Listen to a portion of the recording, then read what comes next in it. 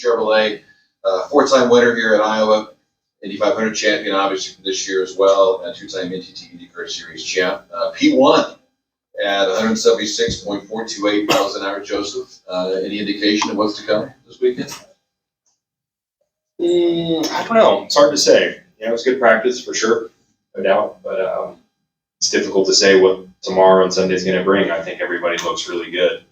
There's a lot of cars that tested here.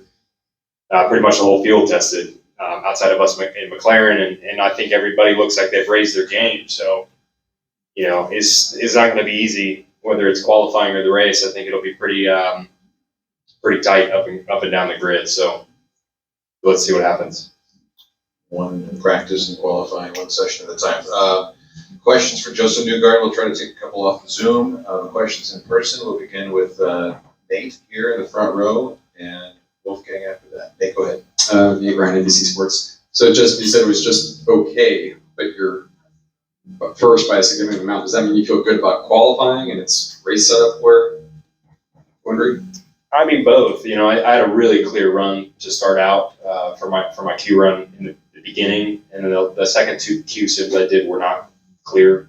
The last one I got a little bit closer to that ultimate time that I did, but yeah, I think either or, it's going to be tough. There's a lot of other cars out there that probably didn't get clear Q sims, and we didn't maybe see their ultimate pace. So I'll be fascinated to see the morning.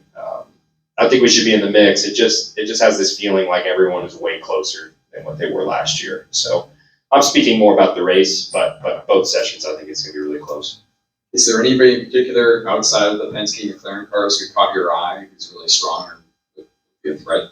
I mean, legitimately, everyone looked like they were leveled up relative to last year.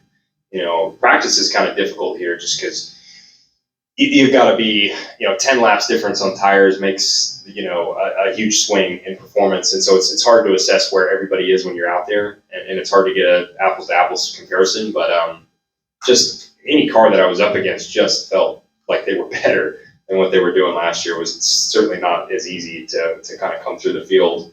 I think Ryan will be good in that ECR car. He's been good here in the past, and he looks pretty sporty.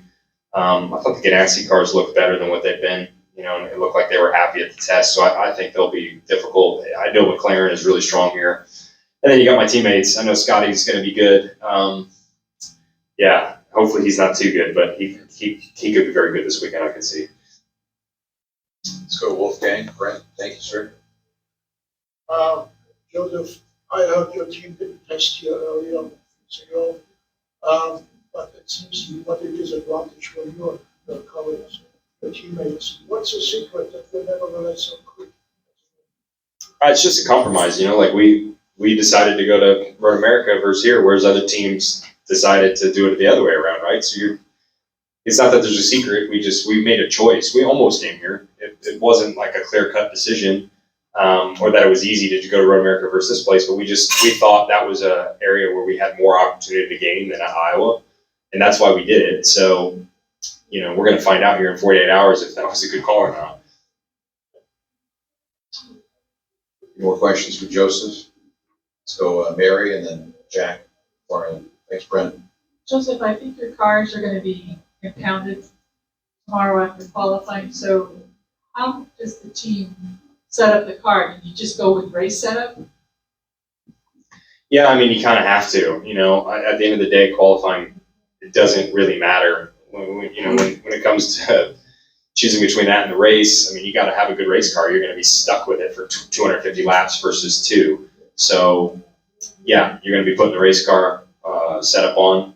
You might sneak in, a little bit of an adjustment for trying to get a decent run in qualifying, but to be honest, it's a terrible condition setup. I mean, we're going to be qualifying at 8:30 a.m. It's going to be 12 degrees cooler, and then you can't adjust the car for when it's the middle of the day. So I don't personally love that. I think you're going to be bottoming a lot more when the conditions are super cool. The car's just going to be stuck.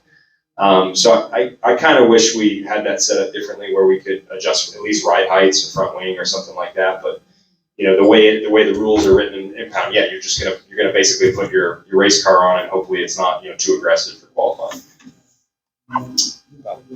Joined obviously now by Pato Award, fifth quick today, driving number 5 there, McLaren Chevrolet, of course, winner of last year's race number 2 here at the Hy-Vee IndyCar race weekend. And Pato, another nice start to the weekend for you here at Iowa Speedway. Yeah, I have no idea where we're at, to be honest. It's just tough. Around here, 5 laps difference on your tires versus somebody else's tires is really a world of difference. So it's super easy to kind of split yourself and feel like you're not as strong as what you actually are, or you can get a mystery and be like, I'm a hero, and then you're not. So it's, I think tomorrow will be obviously an opportunity to learn more of what everybody's got to work for, race 2. So yeah, we don't have more time to really work on the car, so it's just kind of qualifying and then race that qualifying car. And no, I think it'll be a dead game, just like it always is. 60 something laps per set, pretty tall order. Hanging on there at the end, baby. Yeah. Follow-ups for Joseph before we go ahead and cut him loose. Jack, go I ahead. got one. Okay. So I was asking about Scott, you mentioned how good he looked in practice there. You feel like every year you come here, you can see your data and there's a little bit of like giving away some of your secrets, or do you still feel like you can keep some things to yourself and that it's not as simple as him just your data saying, okay, Joseph's doing this on this lap and this on this corner or whatever? Yeah, there's no hiding when he's your teammate. But I've gone a step further than that and just opened up my playbook for him. So, he's smart. He's probably going to utilize that pretty well, and he already looks like he is. So let's see if I still got enough for him. Then follow-up for Joseph. Joseph, to come up with a compromise, it's going to be fast to qualify and be able to handle the race, at least the Saturday race. How much does that really show the expertise and the brilliance of an engineering staff to find out what that compromise really is? I mean, I want to make it sound more impressive than it is, but you're basically just putting your race car on and trying to not bother too much. And so you're not, there's not anything too tricky that we can do. I think mostly, at least on our team, it would be more preferred if we could just make a few adjustments, because I think everybody's going to fight that. So at the end of the day, you're putting your race car on and you're going to try and set your eye heights, and that's about it. I mean, it's nothing too crazy. Joseph, we'll cut you loose. Thanks for being in here first. Thanks. Appreciate it. See you tomorrow, bright and early for qualifying. More questions now for Pato Award. Patrick? Thanks, Gary. Pato, to follow up on that a little bit, it's 2 laps, like it's warm-up laps. Can you try and time it a little bit to get peaky on lap 2 that counts, or it's got to give up too much on lap 1, you're in trouble. Yeah, no, you don't want to give up on lap 1. You obviously want to get the best run out of your warm-up lap into lap 1, and then that will obviously feed into lap 2. But we didn't really get a read on that either, because it's just such a small track with so many cars. Like, our Q runs weren't really Q runs. By the time that you actually get maybe a decent, turn 1 and 2 clear, your pressures are already skyrocketing. So it's so hard to get a read. So tomorrow in qualifying, I think we're going to go into it knowing a little bit of what we got, but a little bit of not what we got. And just like Joseph said, everybody just qualifies their race car, because in reality, this track is probably the least qualifying sensitive track. You can qualify last, but if you got a freaking rocket in the race, you're chilling.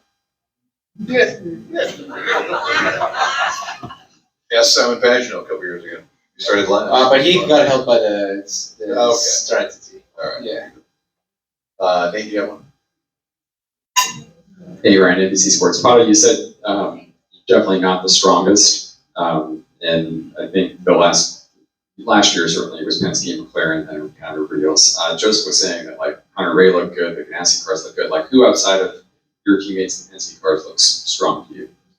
I mean, particularly, I think we obviously were not here for the test, so they've obviously gotten stronger because they had a full day that we didn't, and well, vice versa. We had a full day in North America that they didn't, right? So you just got to pick your fights and really go to where you think you're lacking.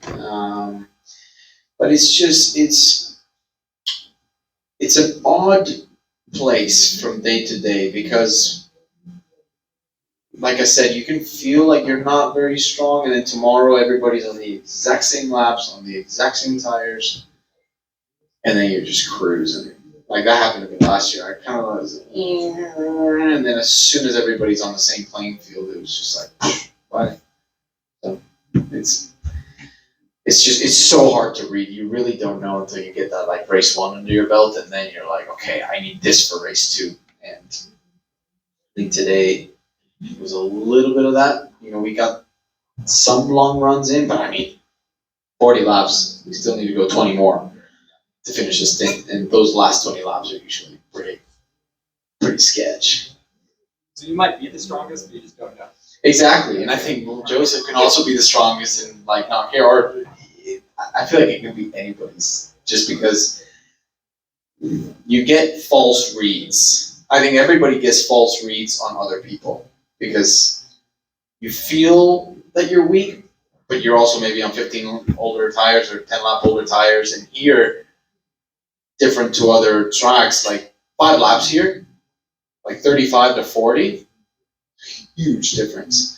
So you can get a false read, be like, they've been behind us pretty much all stint. It's like, well, but like all stint? Or like how, really how much fresher do they have, or are theirs older and you feel so much stronger than them? So it's just like pretty much guessing game kind of thing. It's the race. Better. Okay, then, so what can you do to make your tires stay a little better, a little longer? Is it line? I know it's setup, of course, but what can you personally do? You ultimately just don't want to over abuse it. The problem is if you're just like not really using it, then you're just gonna get freight trained by everybody. So there's a compromise there.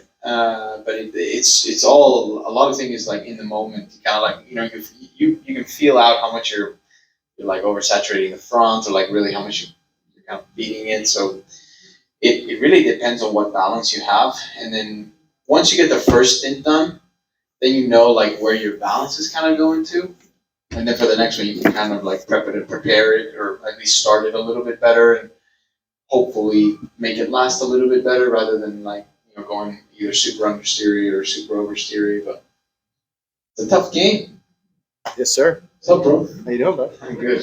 You look good. Oh, jinx. Oh, man.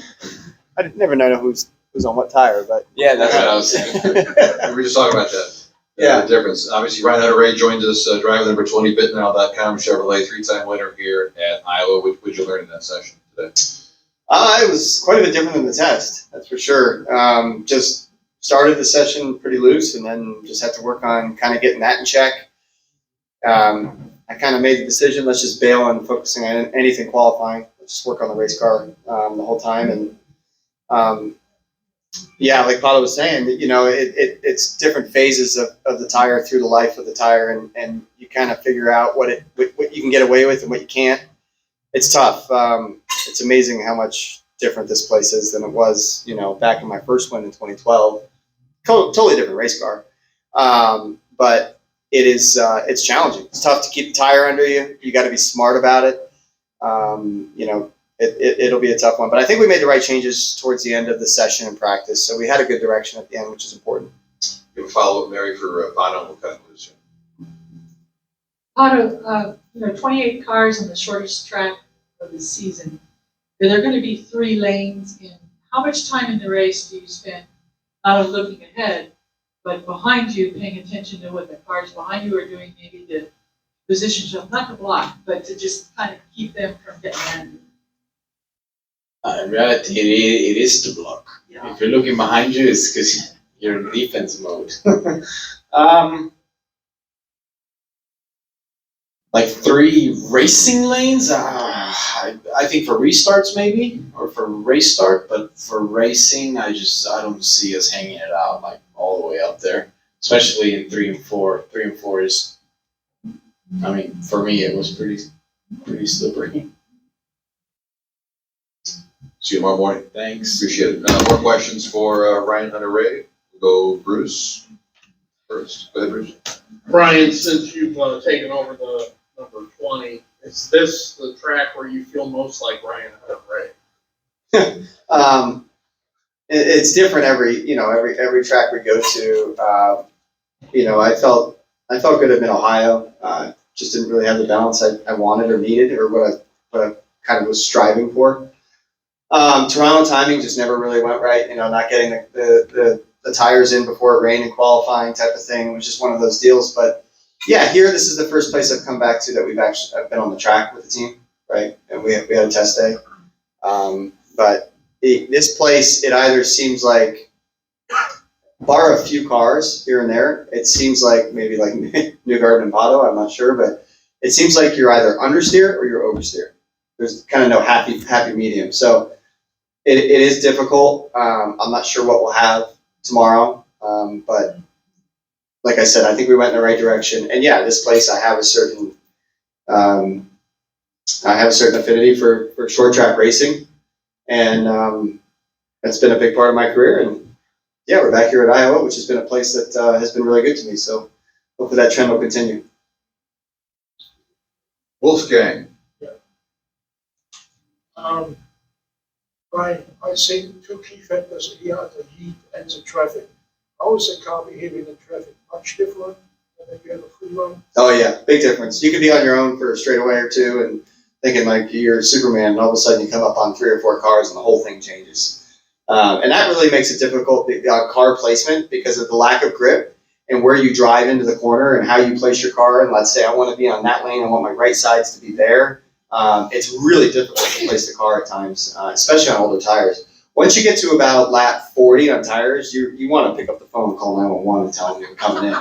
And then they tell you, well, you've got another 30 laps to go. And then you tell them, well, it's really bad. They tell you, well, everybody else is dealing with it too. So What about that's the it. I mean, that's universal. It doesn't matter what team you're on. That doesn't matter. I think they pull a cheat sheet, a card out, like a laminated card, and it just says, no, everybody else is dealing with that. You can't come in. What about the heat? The heat, yeah, absolutely. I miss this place being a night race, but it is really incredible what Hy-Vee's been able to do, with this place. It's absolutely insane. Having last raced here in 2020, looks like a completely different racetrack. Not on the surface, everywhere around it, obviously. But yeah, the heat is going to be an issue. The good news is everybody else is dealing with that same circumstance. It's a matter of being smart on how you deal with traffic and how aggressive you are. The line's so thin on making the right move or the wrong move in traffic and putting yourself up in the marbles. So 2 lanes for sure.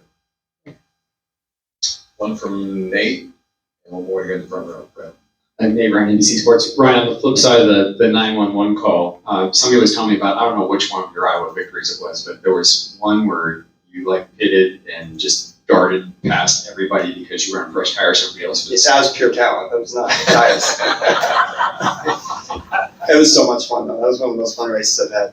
What is that like, I guess, when you can dominate the field at will like that here? That race was 2014. We hadn't had the best night. Tony was leading the whole time, and we knew tires were going to be the way to go. We didn't know if we had enough time to do it.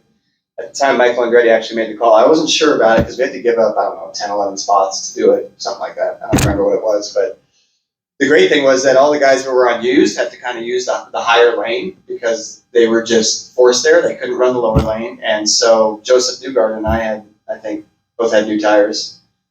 And we just ran around the bottom, just passing everybody like it was a video game. It was really incredible. I'd like to do that again, actually.